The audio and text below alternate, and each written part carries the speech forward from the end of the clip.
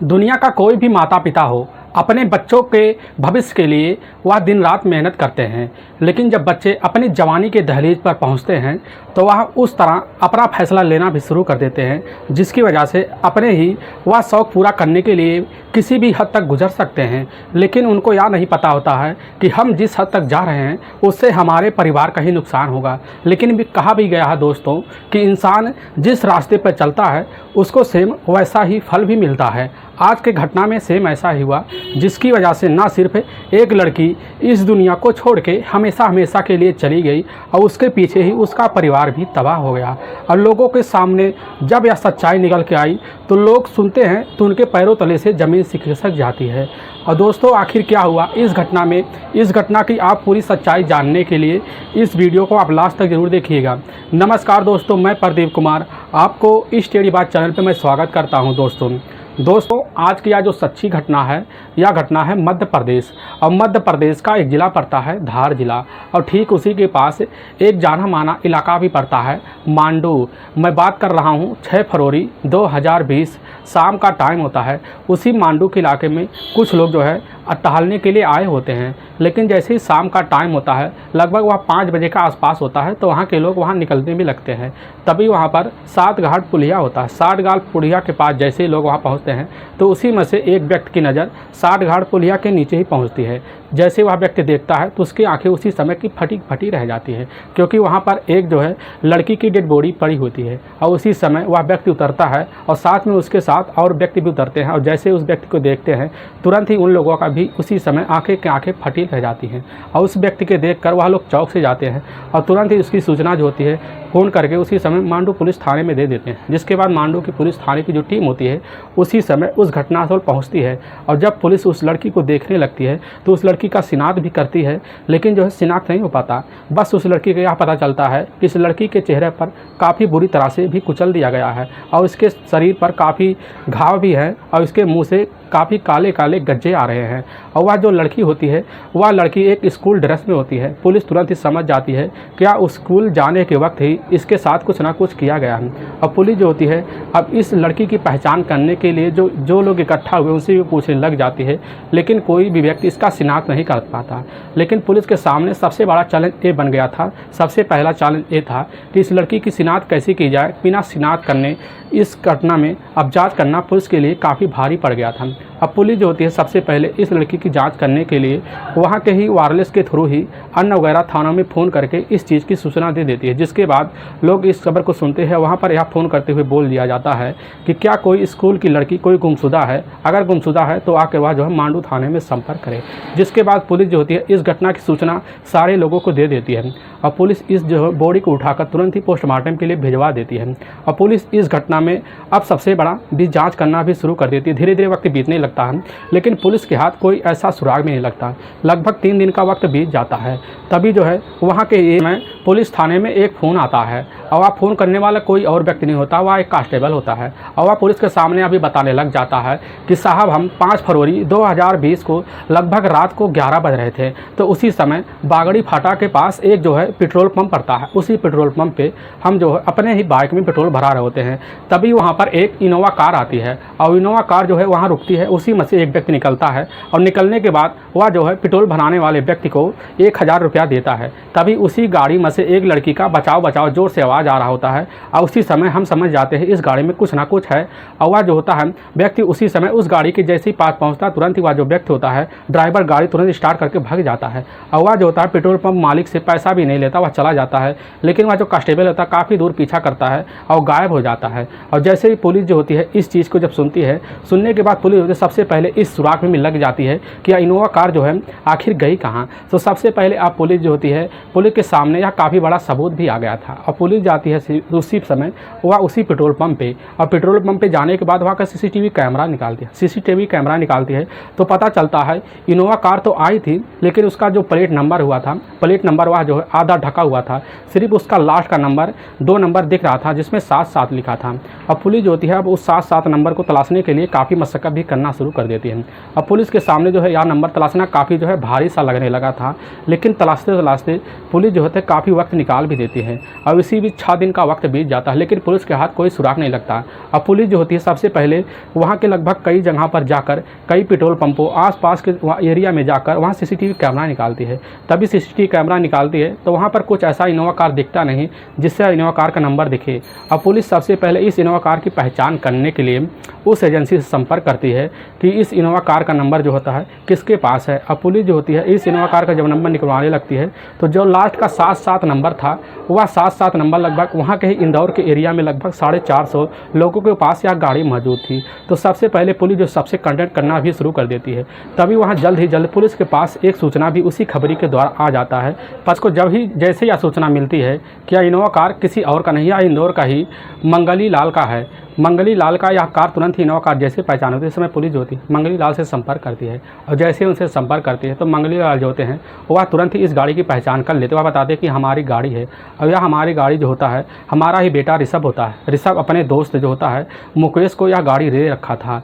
और वह जो है मुकेश जो होता है वह 5 फरवरी को हमारे ही बेटे से यह गाड़ी मांग के ले गया था। अब उसी समय जो है पुलिस जब उस मुकेश के बारे में पूछने लग जाती है उस मंगी लाल से, तो मंगी लाल बताते हैं मुकेश जो होता है, मुकेश आसिर में वह रहने वाला होता है पटेलियापुरा का।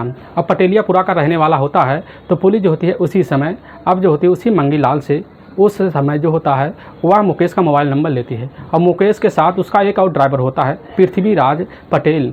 पृथ्वीराज पटेल जो होता है असल में वह मुकेश का एक ड्राइवर था, क्योंकि मुकेश को गाड़ी चलाना नहीं आता, इसीलिए वह अपने साथ पृथ्वीराज पटेल को भी साथ ले रखा था। अब पुलिस जो होती है अब उसी समय मंगी लाल से वह जो है मुकेश और पृथ्वीराज का दोनों का मोबाइल नंबर ले लेती है। और लेने के बाद उसके मोबाइल नंबर पुलिस कॉल तुरंत ही मिलाती है तो पता चलता उन दोनों का मोबाइल नंबर जो होता है उसी समय स्विच ऑफ आ रहा है। और उसी समय जब स्विच ऑफ आ रहा होता है तो पुलिस जो होती है उनका जो है एड्रेस तो निकलवा लेती है, क्योंकि वह पटेलियापुर के ही रहने वाले होते हैं। पटेलियापुर जो होता है असल में वह काफ़ी छोटा इलाका भी होता है। उसी समय पुलिस जो होती है उसी पटेलियापुर के इलाके में जाती है और वहाँ जाने के बाद मुकेश के घर पहुँचती है। जैसे मुकेश के घर पहुँचती है तो पता चलता है मुकेश जो है अपने घर से फरार है। और मुकेश जब फरार चलता है तो पुलिस जो होता है वहाँ के आस पड़ोस के लोगों से पता करना लग चाहती है। तभी पता चलता है मुकेश का ही एक चचेरा भाई है ईश्वर चौहान, और ईश्वर चौहान की एक बेटी है वह होती है रोशनी।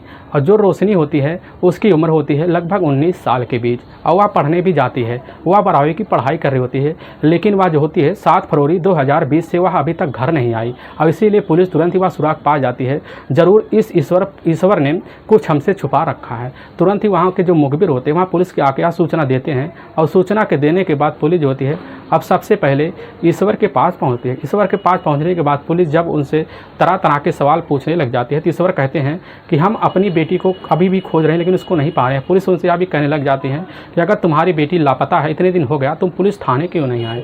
लेकिन पुलिस जो होती है उसी समय ईश्वर की बातों पर यकीन नहीं करती, उनके बातों पर पुलिस जो होती है काफ़ी शंका करने लग जाती है। अब इसी बीच जो होती है पुलिस जो होती है उसी समय ईश्वर को अपने कस्टडी में लेती है। और कस्टडी में ले आने के बाद पुलिस जो होती है अब ईश्वर के साथ जो होती है जब काफ़ी तरह तरह के सवाल पूछना शुरू कर देती है तो ईश्वर जो है काफ़ी घबरा जाते हैं, उनके माथों से पसीना भी टपकने लग जाता है, जिसकी वजह से पुलिस जो होती है वह समझ जाती है कि यह अपने अंदर कुछ ना कुछ राज ऐसे दबाए बैठे हैं जिसकी वजह से इनके अंदर ऐसी भावना जाग रही है। अब पुलिस अब तो करे क्या, पुलिस सबसे पहले उस पोस्टमार्टम का रिपोर्ट भी इंतजार कर रही थी। तभी पोस्टमार्टम का रिपोर्ट भी आ जाता है और पोस्टमार्टम के रिपोर्ट में यह पता चलता है कि इस लड़की के साथ पहले जो है सांस फूलने की वजह से फिर इसको जो है एक नशीला पदार्थ पिलाया गया जिसकी वजह से इसकी मौत हो गई है। अब पुलिस तुरंत ही समझ जाती है या ज़रूर कुछ ना कुछ इस लड़की के साथ इसके घर वालों ने किया है। अब सबसे पहले पुलिस जो होती है अब उस समय पृथ्वीराज पटेल और उसका जो दोस्त होता है मुकेश को पुलिस इन दोनों की तलाशी भी करना शुरू कर देती है। धीरे धीरे तलाशी करते करते या कहीं भी नहीं मिलते, लेकिन पुलिस जो होती है इन दोनों का मोबाइल नंबर जो है सर्विलांस पे लगा रखा था। और इसी सर्विलांस की तरह यह भी पता चल जाता है इन लोगों का जो लास्ट लोकेशन होता है यह लास्ट लोकेशन एक साथ उसी समय 7 घाट पुल के पास ही देखा गया था। और वह लास्ट बार उसी जो है वह जहाँ पर लड़की की डेड बॉडी मिली थी रोशनी के पास ही देखा गया था। पुलिस तुरंत ही अब पूरी तरह से विश्वास हो गया था कि इन दोनों का कुछ ना कुछ करने में रोशनी के साथ इन्हीं दोनों का हाथ है। अब पुलिस जो होती है इन दोनों की तलाशी करना काफ़ी जो है काफ़ी बारीकी से भी करना शुरू कर देती है। तभी पुलिस को वहाँ के 14 फरवरी 2020 को मुखबिर के द्वारा यह सूचना मिल जाता है कि वह जो है गुजरात से लौट जा रहा है, और गुजरात से लौटते वक्त उसको पुलिस जो होती है तुरंत वहाँ पहुँचती है सादे पोशाक में। और सादे पोशाक में जैसे ही पहुँचती है तो उसको जो होता है पुलिस बामनापुरी चौराहे पर पहुँच जाती है। चौराहे पर पहुँचने के बाद पुलिस मुकेश और पृथ्वीराज पटेल को तुरंत ही अपने कस्टडी में लेती है। कस्टडी में ले आने के बाद अब उनको पुलिस थाने आती है, और जैसे ही थाने ले आती है पुलिस के सामने जैसे ही वह ईश्वर पड़ता है, और जैसे ही वह उसी समय अब मुकेश और पृथ्वीराज देखते हैं ईश्वर को, काफ़ी घबरा से जाते हैं। उनको पूरा विश्वास हो गया था कि यह जो हुआ है सब ईश्वर ने कबूल कर लिया है। इसकी वजह से पुलिस के सामने अब इन दोनों को टिकना काफ़ी मुश्किल हो जाता है। इसकी वजह से पुलिस के सामने पृथ्वीराज और मुकेश टूट से जाते हैं, और पुलिस के सामने यह तीनों जो पुलिस के सामने खुलासा करते हैं, जिससे पुलिस सुनने के बाद पुलिस के भी रूह काँप जाते हैं। असल में यह जो होती है, यह जो होते हैं ईश्वर पटेल जो होते हैं अपने ही पटेलियापुरा के रहने वाले होते हैं। पटेलियापुरा में रहकर इनका जो है काफ़ी अच्छा सा परिवार भी होता है, इनकी पत्नी भी होती है, और इनकी जो है एक मुँह भोली बेटी भी होती है रोशनी, जिसकी उम्र होती है 19 साल। यह जो होती है काफ़ी जो है सीधी होती है, लेकिन काफ़ी खूबसूरत भी होती है, और यह इतनी खूबसूरत होती है कि इसकी तरफ हर कोई देखता तो इसकी तरफ आकर्षित हो जाता है। अब इसके पिता जो होते हैं ईश्वर अपनी बेटी को पढ़ाने के लिए दिन रात काफ़ी कड़ी सी मेहनत कर लाते हैं। अब इसी वक्त जब मेहनत करते हैं तो अपनी बेटी को पढ़ाना शुरू कर देते हैं, लेकिन जैसे ही 9वीं की पढ़ाई वह जो बेटी होती है जैसे ही रोशनी पूरी कर लेती है, तुरंत उसकी पढ़ाई जो होती है वहाँ की कॉलेज में जाकर दाखिला करवा देते हैं। दाखिला कराने के बाद अपनी जो उनकी बेटी होती है वह बच्ची काफ़ी अच्छे से पढ़ना भी शुरू कर देती है, सिर्फ उसका मन जो होता है पढ़ाई में लगना शुरू हो जाता है। लेकिन वह जैसे ही 12वीं की कक्षा में पहुँचती है, 12वीं की कक्षा में पहुंचने के बाद उसकी जो उम्र होती है वह जवानी की दहलीज पे पहुंच जाती है। अब इसी बीच वह जो होती है रोशनी के पैर भी थिरकना शुरू हो जाते हैं। अब इसकी भनसी रोशनी के पैर थिरकना शुरू हो जाते हैं तो उसी बीच रोशनी की मुलाकात जो होती है उसी की कॉलेज में पढ़ने वाले करण से हो जाती है। करण की उम्र होती है लगभग वह 20 साल के आसपास, और उसी समय जैसे ही रोशनी उस करण को देखती है, देखने के बाद जो है रोशनी तो उससे बातें करना चाहती है, लेकिन उससे बातें नहीं कर पाती, क्योंकि जो होती है करण देखने में काफ़ी खूबसूरत था, उससे कोई अच्छा लड़का उसके कॉलेज में था नहीं। इसीलिए रोशनी जो होती है करण की नज़रों में काफ़ी ज़्यादा आ गई थी। करण जो है रोशनी भी चाहने लगा था। धीरे धीरे वक्त बीतने लगा। अब करण जो होता है अपनी मन की बात रोशनी के सामने नहीं रख पाता, और जैसे एक दिन वक्त आ जाता है कि करण जो है वह जो है कैसे का तैसे मोबाइल नंबर लेकर रोशनी का जो है उसके पास फ़ोन करते हैं। अब फ़ोन करने के बाद रोशनी से बात करने लगती है, तो रोशनी जो है उसकी मन की बात पकड़ लेती है। फिर दोनों वहीं पर जो है अपना आपस में बातें करना शुरू कर देते हैं, दोनों मन एक हो जाते हैं। धीरे धीरे वक्त बीतने लगता है, इन दोनों का प्रेम प्रसंग भी चालू हो जाता है, और प्रेम प्रसंग इनका जो है आए दिन चलना भी शुरू हो जाता है। इनकी मुलाकात भी होने शुरू हो जाती है। इनकी मुलाकात इतनी होने लगती है कि यह दोनों जाकर खेतों में मुलाकात कर जाते हैं, और खेतों में मुलाकात कर जाने के बाद यह दोनों एक हो जाते हैं, और वहीं पर एक होकर यह दोनों जो है आपस में संबंध बनाना शुरू कर देते हैं। यह दोनों अपने पिता के ही मेहनत को एक तरफा रखकर अपने जो है काम को अंजाम भी देना शुरू कर देते थे। इसी वक्त इनका जो है वक्त बीतने लगता था। धीरे धीरे वक्त जब बीतने लगता है तो इसी बीच जो होती है एक दिन वक्त ऐसा आ जाता है जिस बीच यह जो होती है यह रोशनी और उस समय करण जो होता है, करण वहाँ जो है गाँव के साइड में एक खेत होता है, अरहर के खेत, उसी खेत में जाकर यह दोनों जो है संबंध बना रहते हैं। तभी उसी बीच गाँव का एक जो है व्यक्ति होता है, वह व्यक्ति इन दोनों को खेत में जाते हुए देख लेता, वह इन पर काफ़ी देर नज़र रखाए गया था, और जैसे इन दोनों को देखता है तो वह तुरंत ही गाँव के लोगों को इकट्ठा कर देता है, और गाँव के लोग आते हैं तैसे जैसे खेत की तरफ भागते हैं, तो वह जैसे ही अब जो होती है रोशनी और करण देखते हैं तुरंत ही खेत से बाहर निकल कर भाग जाते हैं, और तुरंत ही इसकी खबर जो होती है पूरी गाँव में आग की तरह फैल जाती है। और जैसी आग की तरह फैलती है गाँव में, तो उसी समय अब जो होते हैं ईश्वर जैसे यह खबर सुनते हैं तो काफ़ी भन्ना से जाते हैं, और वह अपनी बेटी के साथ काफ़ी मार पिटाई कर देते हैं। लेकिन वह समझ जाते हैं कि आगे चल के हमारी बहुत बदनामी होना है। इसी बदनामी के चलते वह अपनी बेटी की शादी करने का भी फैसला ले लेते हैं, और जैसे ही फैसला लेते हैं तो अपनी बेटी के लड़का देखने के लिए जाते हैं, लड़के को बुलाते हैं घर, तो वह रोशनी जो होती है उसी समय लड़के को पसंद करने से भी इनकार कर देती है। वह कई लड़कों का रिश्ता भी इनकार करते जाती है, जिसकी वजह से अब रोशनी के जो पिता होते हैं इस बार काफ़ी घबरा जाते हैं। वह सोचने लग जाते हैं कि हमारी बच्ची हमारी सिर्फ नाक कटवाने पर जुटी हुई है। अब इसकी वजह से अब जो होते हैं रोशनी के पिता उसी समय इतना घबरा जाते हैं कि वह जो है वह जाकर एक जो है नेता से मिल जाते हैं। उसी नेता से मिलने के बाद अपनी बेटी का रिश्ता करने के लिए एक नेता के बेटे के साथ करने की पूरी तैयारी कर लेते हैं। वह जैसे ही नेता के रिश्ते की पूरी तैयारी करते हैं और रोशनी इस चीज़ की खबर पाती है तो वह तुरंत ही इस रिश्ते को भी इनकार कर जाती है। लेकिन घटना से ठीक 6 दिन पहले ही यह घटना हुआ था। इसकी वजह से उसके जो पिता होते हैं ईश्वर इतना घबरा जाते हैं कि वह सोचते हैं कि हमारी बेटी हमारे साथ कुछ ना कुछ ज़रूर करा देगी। इसी समय उनके कानों पर यह खबर पहुँच जाती है कि 14 फरवरी 2020 को हमारी बेटी उस करण के साथ वैलेंटाइन डे पर भागने की पूरी तैयारी कर चुकी है। और जैसे इस खबर को वह सुनते हैं तो काफ़ी भन्ना से जाते हैं और वह सोचते हैं कि हमारी बेटी अब तो सिर्फ नाक कटवा के मानेगी। और उसी समय अपने ही चचेरे भाई मुकेश से संपर्क करते हैं। मुकेश जो होता है वह उसी गांव में रहता है। मुकेश से संपर्क करते हैं तो मुकेश भी जो होता है वह अपने भाई की साथ देने के लिए पूरी तैयारी कर लेता है।